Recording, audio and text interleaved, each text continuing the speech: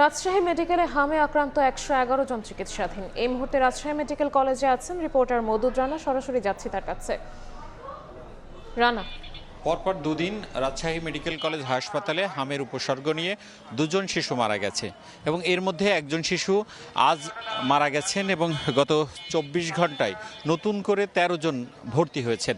এ মিলিয়ে এখন পর্যন্ত রাজশাহী মেডিকেল কলেজ হাসপাতালে ১১১ জন হামের উপসর্গ নিয়ে ভর্তি রয়েছে। চিকিৎসকরা যেটি বলছেন, তারা গেল কয়েকদিনের যে ভর্তির হার সেটি বিশ্লেষণ করেছেন এবং সেই বিশ্লেষণে তাদের মনে হয়েছিল যে সংক্রমণ কিছুটা কমেছিল, যদিও গত এক সপ্তাহ ধরে সেই সংক্রমণের হার আবারও বাড়ছে। অর্থাৎ গড়ে অন্তত ১০ জন করে এখানে হামের উপসর্গ নিয়ে শিশু ভর্তি হচ্ছে এবং তারা চিকিৎসাধীন রয়েছে। এখানে ৩টি যে শিশু ওয়ার্ড রয়েছে সেসব ওয়ার্ডে নির্দিষ্ট কর্নারে চিকিৎসা দেওয়া হচ্ছে এবং একটি বিশেষায়িত ওয়ার্ড রয়েছে, সেখানে এইসব যারা হামের উপসর্গ নিয়ে এসছেন তাদের চিকিৎসা দেওয়া হচ্ছে।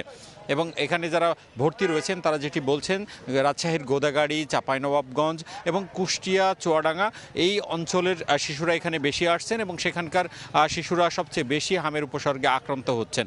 চিকিৎসকরা যেটি বলছেন, যারা চেষ্টা করছেন প্রকোপ কমানোর এবং এখানে যারা ভর্তি হচ্ছেন তাদের সুচিকিৎসা নিশ্চিত করা। একই সাথে রাজশাহীর গোদাগাড়ি উপজেলায় যে টিকাদান কর্মসূচি, সেই কর্মসূচি শেষ হয়েছে এবং একই সাথে রাজশাহী জেলায় প্রতিদিনই আসলে হামের যে টিকা সেটি প্রয়োগ করা হচ্ছে।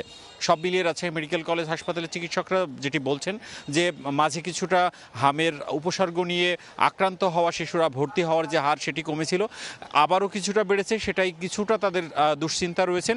তবে তারা আশা করছেন যে খুব দ্রুতই হামের উপসর্গ নিয়ে ভর্তি হওয়ার যে হার সেটি কমবে এবং এখন পর্যন্ত রাজশাহী মেডিকেল কলেজ হাসপাতালে হামের উপসর্গে আক্রান্ত হয়ে ৫৫ জন মারা গেছে এবং ৯৩৯ জন এখন পর্যন্ত রাজশাহী মেডিকেল কলেজ হাসপাতালে ভর্তি হয়েছে।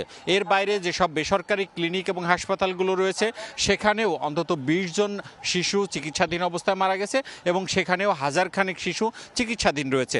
এখানকার যারা চিকিৎসক রয়েছেন তারা বলছেন যে অন্তত ১৫ দিন পর থেকে যে হামে শিশু আক্রান্ত হওয়ার হার সেটি কিছুটা কমবে। এই ছিল রাজশাহী মেডিকেল কলেজ হাসপাতাল থেকে আমার কাছে সর্বশেষ। রাজশাহী মেডিকেল কলেজ হাসপাতাল থেকে আমাদের সাথে সরাসরি যুক্ত হয়েছিলেন সহকর্মী মওদুদ রানা।